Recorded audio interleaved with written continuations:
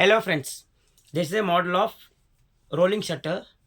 To assemble this model, we have used rolling shutter, MDF sheet, fasteners, clamp, pulley, bearing, screws and other fastening material and paints. Now we have used a pulley along with the shaft fixed to the rolling shutter, and the model of this is for demonstration purpose for engineering students. Here we have used a real-time shutter and the size of this model is 2 feet. You can see the working. We are lifting it.